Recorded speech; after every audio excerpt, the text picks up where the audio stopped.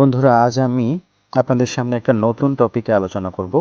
অনেকেই ফসলের ক্ষেতে ফেরোমন ফাঁদ সম্পর্কে জানেন বা অনেকেই জানেন না, এবং অনেক সময় আমার দোকানে এসে জিজ্ঞেস করেন এই ফাঁদ সম্পর্কে। আবার অনেকেই কনফিউশনে থাকেন, আদৌ এর ভেতরে পোকা ঢুকবে কি না বা মরবে কি না।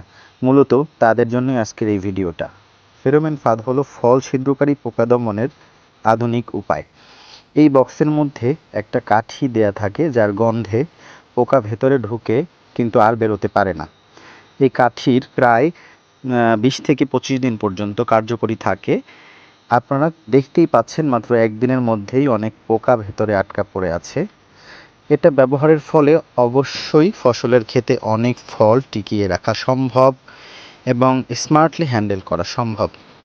এই ফেরোমন ফাঁদ আপনারা ব্যবহার করতে পারেন কুমড়া, লাউ জাতীয় ফসল, শসা, বেগুন, খিরাই, এসব ক্ষেত্রে খুবই কার্যকরী। ধন্যবাদ সবাইকে।